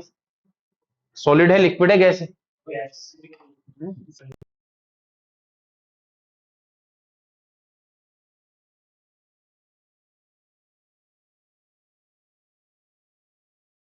इलेक्ट्रिसिटी की कंडक्टर होती तो अभी ये बोर्ड लगे हुए, इनमें इलेक्ट्रिसिटी फ्लो कर रही है, पूरे रूम में नहीं फैल जाती इलेक्ट्रिसिटी। लेकिन क्या ऐसा हो रहा है? तो इसका मतलब गैस इलेक्ट्रिसिटी की कंडक्टर नहीं होती। क्या लिक्विड होते हैं? लिक्विड हो सकते हैं, अगर लिक्विड के अंदर, वाटर के अंदर अगर हम लिक्विड वाटर लें, कोई आयन मिले हुए हैं, तो प्योर वाटर भी इलेक्ट्रिसिटी कंडक्ट नहीं करता। अगर प्योर वाटर ले लिया जाए तो वो इलेक्ट्रिसिटी कंडक्ट नहीं करेगा। जो वाटर हम कंज्यूम करते हैं उसमें ऑलरेडी सॉल्ट मिले होते हैं। अगर आप प्योर वाटर लें तो इलेक्ट्रिसिटी कंडक्ट नहीं होगी। अगर कोई सॉल्ट मिला दोगे तो इलेक्ट्रिसिटी कंडक्ट वो कर देगा, है ना। गैस इलेक्ट्रिसिटी की कंडक्टर नहीं होती। लेकिन अगर किसी गैस को इलेक्ट्रिसिटी का कंडक्टर आपको बनाना है तो क्या करना पड़ेगा? लो प्रेशर करना पड़ेगा और हाई वोल्टेज। और हाई वोल्टेज भी थोड़ा बहुत नहीं, 10,000 से 20,000 के बीच में। ये इलेक्ट्रिसिटी आ रही है कितने वोल्ट पे आ रही है यहाँ पे? अब मैं बोल रहा हूं 10,000 से 20,000 वोल्ट, तो देखो कितना ज्यादा है ना। तो अगर हाई वोल्टेज अगर हम लगाएं तो हाई वोल्टेज पे क्या होगा? गैस क्या बन जाएंगी? जो गैस की मैं बात कर रहा हूं क्या बन जाएंगी? Conduct electricity. इलेक्ट्रिसिटी कंडक्ट करेंगी, कंडक्ट इलेक्ट्रिसिटी, इलेक्ट्रिसिटी को कंडक्ट करेंगी। ठीक है, गैस इलेक्ट्रिसिटी को कंडक्ट करना स्टार्ट कर देंगी अगर दो कंडीशन है, प्रेशर कैसा है? लो, और वोल्टेज कैसा है? हाई। अब इस बात के लिए उन्होंने, देखो थॉमसन ने पूरा अरेंजमेंट कर रखा है। अरेंजमेंट क्या कर रखा है? एक उन्होंने ट्यूब ली है, glass tube. Glass tube transparent होगी तो आपको इसमें दिखेगा। इसका नाम क्या होता है? कैथोड रे डिस्चार्ज ट्यूब इसका नाम है। इसमें दो इलेक्ट्रोड हमने लगा दिए हैं। कौन कौन से? एक तो एनोड लगा दिया और एक एनोड होता है प्लस और कैथोड होता है, लेकिन हमेशा ऐसा नहीं होगा, वो चेंज होगा, आगे चलकर पढ़ेंगे। फिलहाल ये याद रखना, एनोड प्लस होता है, कैथोड क्या होता है? माइनस। एनोड का प्लस बैटरी के प्लस से कनेक्ट करेंगे और कैथोड का माइनस बैटरी के माइनस से। बैटरी का साइन है, अगर देखो एक लाइन छोटी बनी हुई है, एक लाइन बड़ी बनी हुई है, तो जो बड़ी लाइन होती है प्लस को दिखाती है, जो छोटी लाइन होती है वो माइनस को दिखाती है। अगर सिर्फ ऐसे लगी हुई है दो लाइन, तो इसका मतलब एक बैटरी है, एक बैटरी है। और अगर ज्यादा लगी हुई है, इसका मतलब एक से ज्यादा बैटरी है, एक से ज्यादा आपने बैटरी कनेक्टेड कर रखी है। अगर बहुत सारी लाइन लगी तो एक से ज्यादा क्यों कर रखी है? क्योंकि वोल्टेज कैसा चाहिए हमें? 10,000 से 20,000 के बीच में। तो वोल्टेज यहां पे हाई वोल्टेज लिखा हुआ है, और वोल्टेज कितना होना चाहिए? 10,000 किलोवाट से 20,000 किलोवाट, 10,000 से 20,000 के बीच में वोल्ट होना चाहिए हमारा इलेक्ट्रिसिटी का, है ना? किलो वोल्ट, केवी तो होगा, वो तो वोल्ट है जो आप बोल रहे हैं। हाँ जी। तो इसमें आप क्या करेंगे? हमें अभी इसके अंदर गैस भरनी है। गैस भरने के लिए दो कंडीशन क्रिएट करनी पड़ेंगी। क्या क्या दो कंडीशन है? Low pressure and high voltage तो हमने लगा दिया। अब क्या करना है? लो प्रेशर के लिए हम क्या करेंगे? पहले वैक्यूम पंप लगाएंगे। वैक्यूम पंप क्या करेगा? जितनी भी एयर इसके अंदर होगी, क्या सब निकाल के बाहर फेंक देगा। और जब ग्लास ट्यूब के अंदर कुछ होगा ही नहीं, कुछ भी नहीं है, तो प्रेशर कैसा हो जाएगा? बहुत ही कम हो जाएगा। ठीक है, लो प्रेशर हो गया। अब इसमें हम भरेंगे कोई भी गैस। मान लो हमने भर दी हाइड्रोजन गैस। अच्छा, हाइड्रोजन गैस भरेंगे, इतनी ज्यादा नहीं, बहुत कम, ज्यादा नहीं भरनी। ज्यादा अगर आपने भरी तो फिर प्रेशर फिर बढ़ जाएगा वापस से। तो ज्यादा नहीं भरनी, बहुत कम हाइड्रोजन गैस भरेंगे, वरना प्रेशर फिर से बढ़ जाएगा। हाइड्रोजन गैस हमने भरी। अब फिलहाल क्या कंडीशन है? हाइड्रोजन गैस ट्यूब भर रखी है, उसके अलावा उसमें कुछ भी नहीं है। हाई वोल्टेज की बैटरी से कनेक्ट कर रखा है। यहाँ पे एक स्विच रहेगा हमारा, एक स्विच रहेगा। इसको जैसे स्विच को ऑन करेंगे, तो स्विच को ऑन करने पर क्या होगा? इतने हाई वोल्टेज की इलेक्ट्रिसिटी फ्लो करेगी हाइड्रोजन के थ्रू। तो आप ये देखें, हाइड्रोजन जो है हमारी, हाइड्रोजन, हाइड्रोजन का मॉलिक्यूल क्या होता है? H2। तो इसका अगर आप स्ट्रक्चर बनाए, 10th क्लास में आपने पढ़ा होगा, ऐसा होता है कुछ। तो जब आप इतनी ज्यादा इलेक्ट्रिसिटी प्रोवाइड करा रहे हैं, तो क्या ये बॉन्ड बचा रह जाएगा? ये टूट जाएगा। तो बॉन्ड जैसे ही टूटेगा, तो क्या दोनों हाइड्रोजन एटम अलग अलग हो जाएंगे? दोनों हाइड्रोजन एटम अलग, और दोनों गैसियस फॉर्म में होंगे। ध्यान रखना, क्योंकि हाइड्रोजन का मॉलिक्यूल भी गैसियस फॉर्म में था, और अब तो आपने और एनर्जी और दे दी है, तो अभी भी गैस में रहेगा। अब क्योंकि आपने इलेक्ट्रिसिटी इतनी ज्यादा फ्लो करा रखी है, ये बॉन्ड तो टूटेगा ही, साथ में ये जो एटम में चलते हैं। 10th में आपने देखा है, इतना तो पता ही होगा कि न्यूक्लियस में क्या होता है। न्यूक्लियस में कौन कौन से पार्टिकल होते हैं, और उसके बाहर क्या होते हैं। हालांकि अभी तक हमें ये चीजें नहीं पता है, क्योंकि चैप्टर की स्टार्टिंग कर रहे हैं, लेकिन समझाने के लिए, क्योंकि 10th में आप पढ़ चुके हैं। हाइड्रोजन का एटॉमिक नंबर कितना होता है? 1। मास नंबर भी कितना होता है? 1। तो इसके न्यूक्लियस में कितने प्रोटॉन होंगे? एक प्रोटॉन। न्यूट्रॉन कितने होंगे? 1। Mass number minus atomic number करते हैं तो न्यूट्रॉन आ जाते हैं, तो न्यूट्रॉन कितने होंगे? 0। और आपने क्लास 10th में इलेक्ट्रॉनिक कन्फिग्रेशन लिखना सीखा होगा। पहली शेल में कितने इलेक्ट्रॉन आएंगे? 2 आएंगे। हाइड्रोजन में बताओ, वो तो आप टोटल बता रहे हो। हाइड्रोजन में कितने आएंगे? एक ही तो आएगा, वो तो टोटल होते हैं। तो पहली शेल में हाइड्रोजन के केस में एक ही इलेक्ट्रॉन होगा, वो हमने यहां पे भर के रख दिया। तो ये जो हमने बनाया है, ये कौन सा एटम बनाया है? ये हाइड्रोजन एटम बनाया है। न्यूक्लियस में एक प्रोटॉन और न्यूट्रॉन एक भी नहीं है, और उसकी पहली वाली जो शेल है, पहली वाली, उसमें एक इलेक्ट्रॉन रखा हुआ है। क्या इलेक्ट्रॉन प्रोटॉन के बीच में अट्रैक्शन होगा? बताओ भाई, अट्रैक्शन होगा इसके बीच में? तो अगर आपने इलेक्ट्रिसिटी फ्लो करा रखी है, अगर इलेक्ट्रिसिटी ने उसको ब्रेक कर दिया, तो इस अट्रैक्शन को भी ब्रेक कर देगी वो। तो इलेक्ट्रिसिटी क्या करेगी, क्योंकि इतनी ज्यादा है 10,000 से 20,000, तो वो इसको भी ब्रेक कर देगी। जैसे इसको ब्रेक करेगी, तो ब्रेक करने के बाद फाइनल कंडीशन होगी, न्यूक्लियस में जो प्रोटॉन है 1, वो एज इट इज रहेगा, न्यूट्रॉन नहीं थे वो भी एज इट इज रहेंगे। जो पहली शेल थी, इलेक्ट्रॉन यहां से चला जाएगा, चला जाने के बाद वो इलेक्ट्रॉन यहां से चला गया, एक इलेक्ट्रॉन बाहर हमने लिख दिया और ये शेल हो गई खाली। ठीक है, तो आप पूरे एटम को देखो, हाइड्रोजन एटम को, क्या बचा है इसके पास? सिर्फ प्रोटॉन। प्रोटॉन पे चार्ज कैसा होगा और इलेक्ट्रॉन पे? तो ये हाइड्रोजन एटम है या ये H+1 आयन होगा? बोलो H+1 क्यों लिखा? एक यहां क्यों नहीं लिखा आपने H प्लस ही बता दो। एक प्रोटॉन का चार्ज एक इलेक्ट्रॉन के चार्ज से क्या हो रहा था? Cancel out. अब जो कैंसिल कर रहा था वो तो चला गया, वो चला गया तो एक प्रोटॉन बचा, और अगर एक प्रोटॉन बचा तो फिर उसका चार्ज आपको लिखना पड़ेगा +1। इसको बोलते हैं H+ आयन। और इस H+ आयन को जरा ध्यान से देखें, इस H+ आयन के अंदर सिर्फ और सिर्फ कौन सा पार्टिकल है? प्रोटॉन। सिर्फ और सिर्फ कौन सा है? इसलिए इस H+ आयन का दूसरा नाम भी होता है प्रोटॉन, तो इसको प्रोटॉन भी बोल देते हैं हम। हर एक आयन को प्रोटॉन नहीं बोलेंगे आप। इस आयन को तो इसलिए बोल रहे हैं इसके पास कोई पार्टिकल है ही नहीं, एक प्रोटॉन बचा तो इसका नाम हमने प्रोटॉन बोल दिया।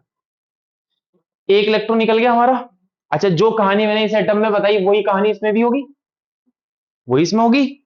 एक मॉलिक्यूल है भी, तो ये बात मैंने अभी एक मॉलिक्यूल की बताई है, तो ऐसे तो हजारों करोड़ों मॉलिक्यूल होंगे भाई। अगर मैं ट्यूब के अंदर एक मोल गैस भी भरूं ना, तो मैंने ब्रिज कोर्स में पढ़ाया है, 9th में भी बताया जाता है, एक मोल में कितने मॉलिक्यूल होंगे? 6.022 इंटू 10⁻23 पार्टिकल, लाखों अरबों करोड़ों मॉलिक्यूल हैं। तो ये बात अभी मैंने एक मॉलिक्यूल की बताई है। तो जब एक मोल मॉलिक्यूल की ही बात कर लो चलो, तो उसमें जब ये सारे इलेक्ट्रॉन निकलेंगे तो बहुत सारे इलेक्ट्रॉन होंगे कि नहीं होंगे? बहुत सारे इलेक्ट्रॉन एक साथ। अब इलेक्ट्रॉन पे चार्ज कौन सा होता है ये अभी हमें पता है, लेकिन आगे चल के देखो प्रूव करेंगे थॉमसन की नेगेटिव क्यों होता है। तो एक तरफ प्लस प्लेट है, एक तरफ माइनस प्लेट है, तो बताओ इलेक्ट्रॉन किस साइड चलेंगे? प्लस प्लेट की तरफ चलेंगे। सारे इलेक्ट्रॉन प्लस प्लेट की तरफ लाइन से एकदम चलना स्टार्ट कर देंगे ऐसे, ये इलेक्ट्रॉन ऐसे चलना स्टार्ट कर देंगे। ठीक है, यहां आएंगे वायर में, ऐसे जाएंगे, फिर ऐसे जाएंगे वापस से, अब फिर यहां के फिर वापस आना शुरू हो जाएंगे, लेकिन स्टार्टिंग करी इन्होंने जो गैस में से इलेक्ट्रॉन निकले थे वहां से इनकी स्टार्टिंग हुई है, और इस तरीके से कंप्लीट सर्किट में ये फिर घूमते रहेंगे। अब जब ये इलेक्ट्रॉन एक साथ मिलकर चलेंगे, जब एक साथ ये मिलकर चलेंगे तो एक रेज का फॉर्मेशन करेंगे, जिसको बोलेंगे हम कैथोड रेज। कैथोड रेज इसलिए बोलेंगे, अगर हम यहां पे आ जाएं और हमसे पूछें कि ये रेज कहां से आ रही है, तो कहां से आ रही है? बोलो कैथोड की तरफ से आ रही है। तो कैथोड से नहीं आ रही, कैथोड की तरफ से आ रही है। एक्चुअल में तो ये गैस में से जो इलेक्ट्रॉन निकले वहां से आ रही है ना, कैथोड से नहीं आ रही, कैथोड की तरफ से आ रही है, ऐसे बोलेंगे। ठीक है, जैसे कोई हमें यहाँ स्कूल के बाहर मिल जाए तो हम ऐसे बोल देंगे बेगम पुल की तरफ से आ रहा, पता नहीं यहीं से यहीं से आ रहा हो, वरना टेम्पल से आ रहा हो, क्या पता, लेकिन हम ये बोल देंगे बेगम पुल की तरफ से आ रहा है, उधर से आ रहा।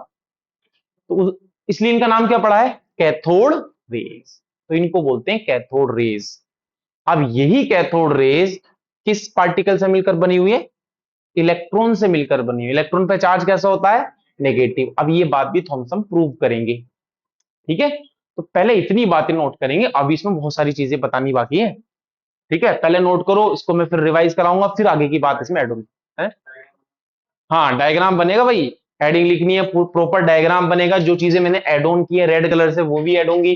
फिर उसके बाद ये नेम होगा, फिर ये पॉइंट बिल्कुल मैंने लिखा ही सारा ऐसा है कि बिल्कुल नोट्स में ऐसे ही ऐड करना है।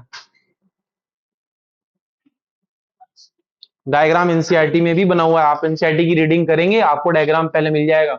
ये एनसीईआरटी का ही डायग्राम मैंने स्क्रीनशॉट लेके लगाया है, एनसीईआरटी की डायग्राम है ये।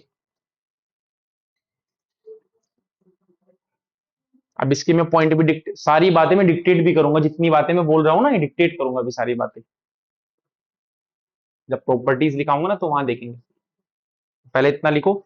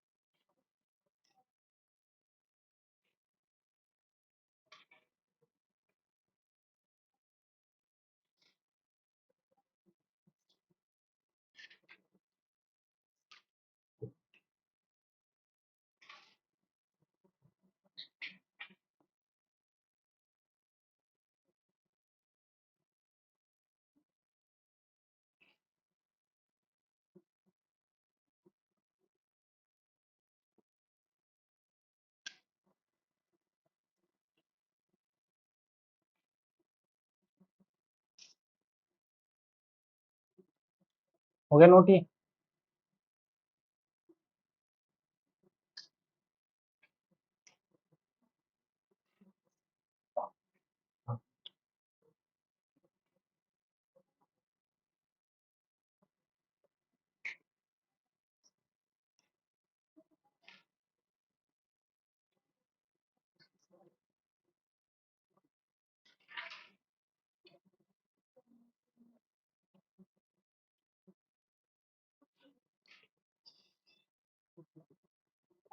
हाँ जी, हो गया नोट।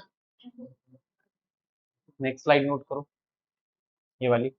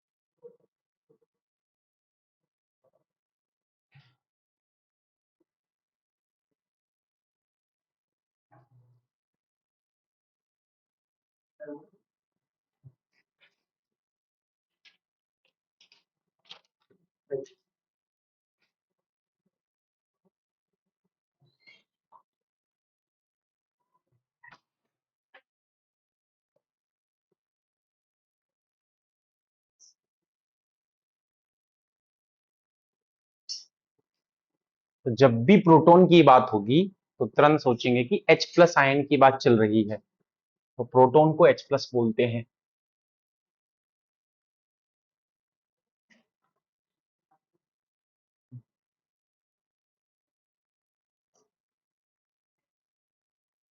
क्या O plus, N plus, K plus बाकी को बोलेंगे प्रोटॉन? उनको क्यों नहीं बोलेंगे प्रोटॉन, बताओ? मान लो मैं O प्लस की बात, चलो ऑक्सीजन के पास 8O16 होता है, आपने इसमें से एक इलेक्ट्रॉन निकाल दिया, O+1 बन गया। अच्छा, पहले कितने इलेक्ट्रॉन थे इसके पास? 8 इलेक्ट्रॉन। कितने प्रोटॉन थे? 8 प्रोटॉन। कितने न्यूट्रॉन थे? 16 - 8 8। और अब एक इलेक्ट्रॉन जाने के बाद इलेक्ट्रॉन कितने बचे हैं? 7। प्रोटॉन अभी भी कितने हैं? 8। न्यूट्रॉन अभी भी कितने हैं? 8। न्यूक्लियस में से थोड़ी निकाल सकते हो आप प्रोटॉन न्यूट्रॉन, न्यूक्लियस से बाहर वाली चीज ही तो रिमूव कर सकते हो, मतलब इलेक्ट्रॉन। क्या O प्लस को बोल दूं मैं प्रोटॉन? क्यों नहीं बोल सकता भैया? क्योंकि प्रोटॉन भी है, न्यूट्रॉन भी है। फिर वो नाराज नहीं होंगे कि भैया आपने इसके प्रोटॉन को देख के नाम रख दिया, हम कहाँ जाएंगे? इलेक्ट्रॉन भी तो है, न्यूट्रॉन भी है। तो इसको नहीं बोल सकते प्रोटॉन, इसको बोलेंगे क्योंकि इसके पास प्रोटॉन के अलावा है ही नहीं कुछ। तो प्रोटॉन के अलावा कुछ नहीं है, तो H प्लस आयन का दूसरा नाम प्रोटॉन रख दिया हमने, कि क्यों ना इसको प्रोटॉन बोल दिया जाए। ठीक है, ये नोट कर लिया? चलो, अब इसी यही हेडिंग चल रही है, ये वाली, ये लिख लिया था, कंडक्ट इलेक्ट्रिसिटी, कैस कंडक्ट इलेक्ट्रिसिटी। ठीक है, अब इसी हेडिंग में एक सब हेडिंग आएगी, कैथोड रेज की properties, properties of cathode rays. अभी यही हेडिंग चल रही है डिस्कवरी, उसी की सब हेडिंग है, प्रॉपर्टीज ऑफ कैथोड रेज। जो कैथोड रेज डिस्कवर हुई है, थॉमसन ने इनको देखा है, आप थॉमसन उनकी प्रॉपर्टी के बारे में बताएंगे कि जब मैं एक्सपेरिमेंट कर रहा था तो मुझे क्या क्या मैंने इनको देखा, कैथोड रेज के बारे में क्या क्या देखा। तो प्रॉपर्टी नंबर 1, तो बताओ कैथोड कहां किसकी तरफ से चलती है और किसकी तरफ आती है? इलेक्ट्रोड को किस, कौन से इलेक्ट्रोड से चलती है, कौन से इलेक्ट्रोड की तरफ आती है? लिखो पहला point, the cathode rays start from, the cathode rays start from cathode, the cathode rays start from cathode and move towards anode. Cathode rays start from cathode and move towards anode. Property number 2, second property. Second property क्या कहती है? ये जो हमने cathode rays ली है, अब ये diagram पूरा कंप्लीट नहीं बनाएंगे, सिर्फ इतना डायग्राम बना देंगे, बाकी डायग्राम मतलब समझ जाएंगे कि उस एक्सपेरिमेंट की बात चल रही है। अच्छा, अगर हम सनरेज की बात करें, क्या कोई ऑब्जेक्ट या हम धूप में चलते हैं, क्या शेडो का फॉर्मेशन होता है?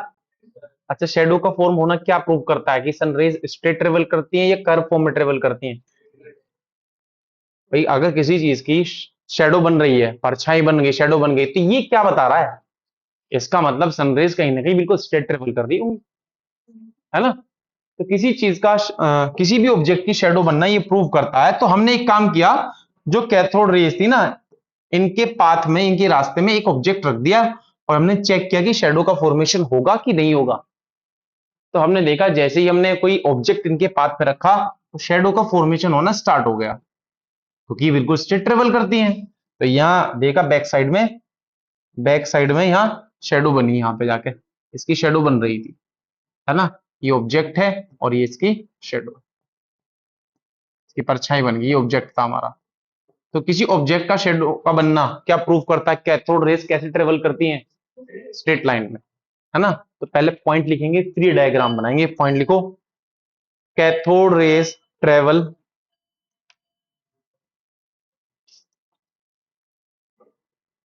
Cathode rays travel on a straight path. Cathode rays travel on a straight path because because they produce because they produce shadow of an object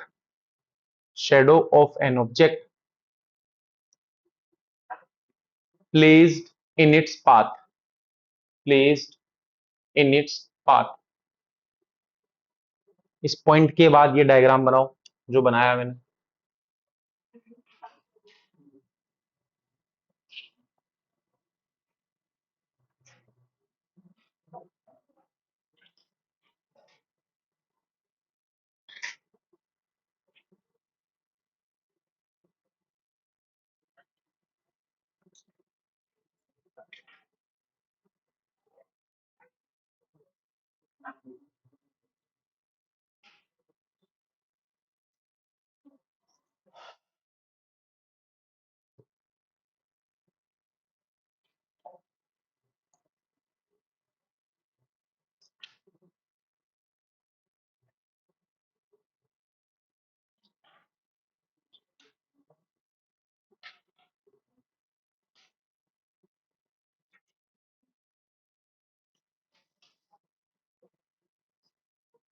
okay,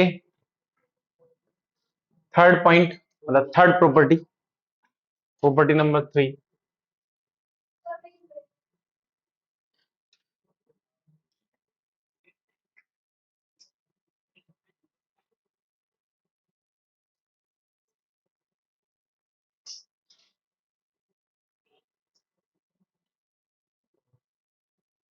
हो गया नोट? थर्ड पॉइंट लिखो, third property. देखो, जो cathode rays है, अगर कोई cathode rays के path में पैडल व्हील कोई पैडल व्हील अगर रख दिया जाए, इनके रास्ते में कोई पैडल व्हील रख दिया जाए, पैडल व्हील मतलब जो घूम सकता है, कोई पैडल व्हील हमने रख दिया यहाँ पे, कोई फैन रख दिया, चलो पैडल व्हील ऐसे। तो जब इसको रख दिया गया कैथोड रेज के, तो देखा गया कि भाई इसने घूमना स्टार्ट कर दिया। अब इससे क्या मतलब है? तो यहां पहले एक एग्जांपल देखो डेली लाइफ का, तो उससे समझ आएगा। तो अगर हमारे पास मान लो एक पेडल व्हील है ये, और ये पेडल व्हील को मुझे घुमाना है, और मेरे पास दो चीजें हैं, एक तो मेरे पास कॉटन है और एक मेरे पास, ये कॉटन है, उतनी ही साइज का एक स्टोन है, पत्थर है मेरे पास, कॉटन है और स्टोन है। क्या लगता है किसको हिट करें कि ये आपका लगता है घूमना स्टार्ट कर सकता है? वैसे तो कॉटन में मास होता है, लेकिन विद रिस्पेक्ट टू स्टोन क्या है? नेग्लिजिबल, बहुत कम है, नेग्लिजिबल है, या इतना नहीं है कि इस पेडल व्हील को वो घुमा सके हिट करने के बाद।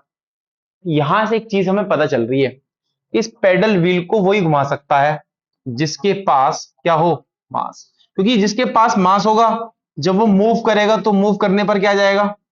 Kinetic energy. काइनेटिक एनर्जी का फॉर्मूला जानते हैं? हाफ एम वी स्क्वायर, मतलब जिसके पास मास होगा उसी की काइनेटिक एनर्जी होगी। वेलोसिटी चाहे कितनी भी कर लें आप, मास होना जरूरी है। अगर आपने मास ही जीरो कर दिया तो वेलोसिटी कितनी भी कर लें काइनेटिक एनर्जी नहीं होगी। या मास नेग्लिजिबल कर दिया, काइनेटिक एनर्जी नहीं आ पाएगी उतनी। तो यहां से इस एग्जांपल से एक बात पता चल रही है कि अगर मास बहुत कम है तो उस पार्टिकल के पास काइनेटिक एनर्जी नहीं होगी। काइनेटिक एनर्जी नहीं होगी तो पेडल व्हील को जो हिट करेगा तो ट्रांसफर भी नहीं कर पाएगा, क्योंकि हिट करता है तो एनर्जी ट्रांसफर ही तो करेगा, तो फिर वो घूम भी नहीं पाएगा। तो इस एक्सपेरिमेंट से ये बताओ, अगर कैथोड रेस इस पेडल व्हील को घुमा देती है तो आप क्या कहते हो? कैथोड रेस जिस भी पार्टिकल से मिलकर बनी हुई है, क्या उसके पास एक सिग्निफिकेंट मास होना चाहिए कि नहीं होना चाहिए? होगा, तभी तो पेडल व्हील घूम रहा है। अगर कैथोड रेज के टकराने पर पेडल व्हील घूम रहा है, इसका मतलब पेडल व्हील में कुछ ऐसे पार्टिकल हैं जिनकी काइनेटिक एनर्जी, और काइनेटिक एनर्जी उन्हीं की होती है जिनका कुछ ना कुछ मास होता है। तो जो भी पार्टिकल है उनकी क्योंकि कुछ ना कुछ काइनेटिक एनर्जी है, तो हम बोलेंगे वो पार्टिकल एक मेटेरियल पार्टिकल है, मतलब मैटर उनको कहेंगे हम, और इनका कुछ ना कुछ मास है। ठीक है, तो पहले पॉइंट नोट करेंगे फिर बनाएंगे ये डायग्राम, ये वाला ये भी बना लेंगे साइड में। तो पॉइंट नोट करें, cathode rays produce cathode rays produce mechanical effect. Mechanical effect तो जानते हैं, जहां मूवमेंट आता है वहां मैकेनिकल आ जाता है। मूवमेंट आ रहा है पेडल व्हील में, cathode rays produce mechanical effect if small light pedal wheel. If इसी में लिखना डॉट फुल स्टॉप बना के, if small light pedal wheel is placed between the electrodes. If a small light pedal wheel is placed between the electrodes, it start rotates between the electrodes, जिनको हम anode cathode बोलते हैं उनको electrode बोला जाता है। It start rotating. It start rotating. This indicate this indicate cathode rays consist of this indicate cathode rays consist of material particles.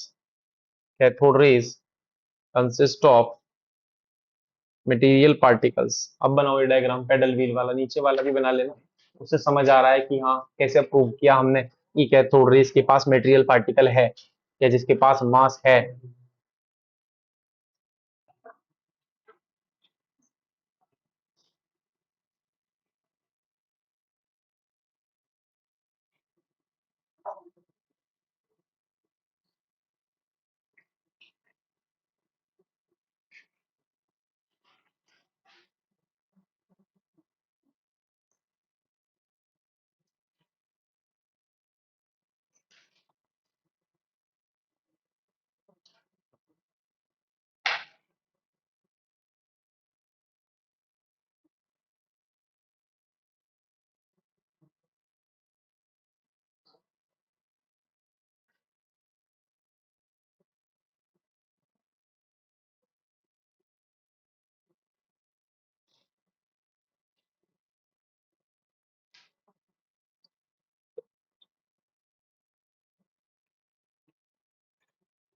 Property number 4,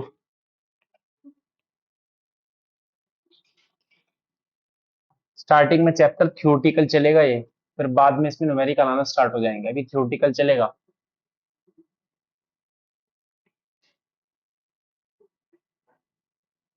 क्योंकि theoretical chapter है तो बच्चों को नींद आती है, तो अभी लंच होगा 10 मिनट का, या पहले ऐसे नहीं कि 10 रोटी खा ली अपना, 15 रोटी खा गए यहाँ तक भर लिया है और नींद सो जाओगे। एक तो चैप्टर थ्योरेटिकल है, 10-15 रोटी खा ली है यहाँ तक भर लिया है पूरा, उसमें फिर कोल्ड ड्रिंक, फिर पता नहीं क्या, फिर चिप्स, फिर कुरकुरे, फिर इधर से भी, फिर इधर से ही चाउमीन, ये सब थोड़ा कम खाना, नींद आएगी वरना चैप्टर में। इसमें थोड़ा जो है ये थ्योरेटिकल चैप्टर है स्टार्टिंग में, अभी थोड़ा पार्ट हो जाएगा न्यूमेरिकल होगा, फिर उसमें मजा आएगा।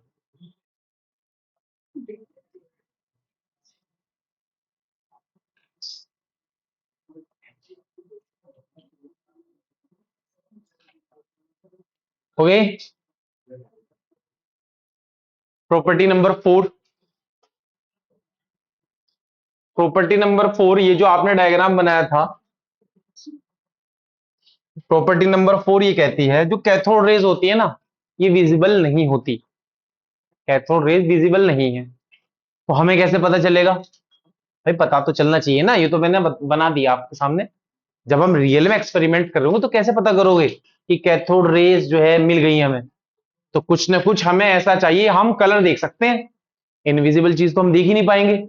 तो कुछ ऐसा करते हैं कि कैथोड रेज अगर हिट करें किसी चीज को तो कुछ ना कुछ कलर आ जाए। तो एक काम करते हैं, एनोड जो है, एनोड, ये जो एनोड है ना, इसको ऐसा बना देंगे। देखो यहां डायग्राम बना हुआ था, ये वाला डायग्राम देखो, एनोड ऐसा बना देंगे, ऐसा है ना, उसमें छोटे छोटे जो है होल कर देंगे ऐसा। तो दोबारा डायग्राम अगर बना सकते हो तो मैं बना ही दूंगा दोबारा, सिर्फ ट्यूब वाला पोर्शन बनाना है दोबारा। तो आप क्या करेंगे, ये जो हमारी कैथोड वाली ट्यूब है, कैथोड डिस्चार्ज ट्यूब इसको बोलते हैं, ये जो हमारा कैथोड है, कैथोड में नहीं करना, एनोड, एनोड को ऐसा बना देंगे, उसमें होल कर देंगे छोटे छोटे, है ना। ये हमने एनोड है, ये इस यहां पे होल बना दिए। क्यों? जब यहां से कैथोड रेज जाएंगी तो कैथोड रेज इनसे निकल जाएंगी, निकल के यहां जो टेस्ट ये है हमारी ट्यूब, यहां पे जाके हीट करेंगी। तो हम क्या करेंगे, यहां पे एक मटेरियल की कोटिंग कर देंगे। एक मटेरियल है खास तरीके का, उसकी कोटिंग करेंगे। उसकी क्या खास बात है? उसकी खास बात यह है कि जब कैथोड रेज उससे टकराती हैं तो टकराने के बाद एक लाइटिंग क्रिएट होती है, यहां कोटिंग कर देंगे, यहां बैक साइड। और ये कोटिंग होगी जिंक सल्फाइड की, ZnS, इसको बोलते हैं जिंक सल्फाइड। और ये मटेरियल कुछ खास तरीके का मटेरियल होता है, और ये मटेरियल ऐसा होता है जब कैथोड रे इससे टकराती हैं तो लाइटिंग क्रिएट होगी, ग्रीन कलर के स्पॉट आपको देखने को मिलेंगे। और जब कोई चीज आके टकराएगी और ग्रीन कलर निकलेगा तो क्या हम देख नहीं लेंगे, दिख जाएगा, तो हम तुरंत समझ जाएंगे कि भाई कैथोड रेज यहां पे पहुंच चुकी है। इन ऐसे मटेरियल को जो कैथोड रेज या किसी भी रेज के टकराने पर लाइटिंग क्रिएट करते हैं उनको बोलते हैं फ्लोरेसेंट मटेरियल, फ्लोरेसेंट मटेरियल या फिर फोस्फोरेसेंट material.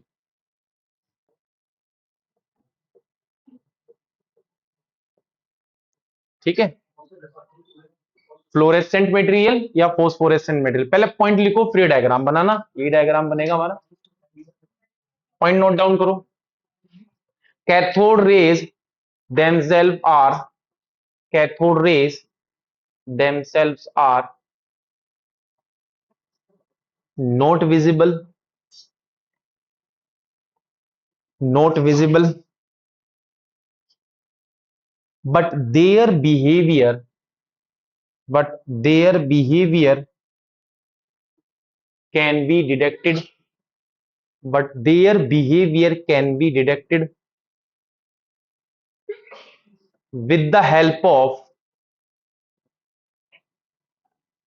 but their behavior can be detected with the help of certain kind of materials, certain kind of materials, bracket में लिखना फ्लोरेसेंट और फोस्फोरेसेंट, स्पेलिंग लिखी हुई है बोर्ड पे, फ्लोरेसेंट और फोस्फोरेसेंट।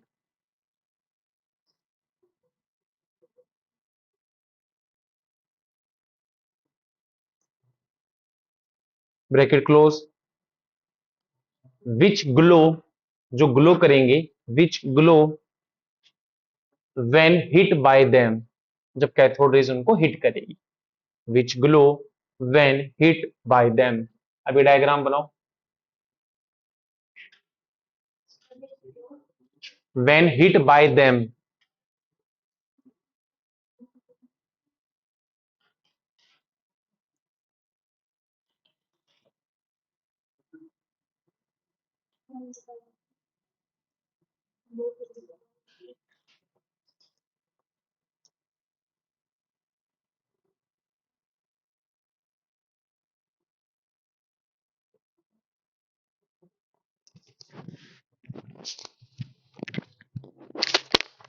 चलो 10 मिनट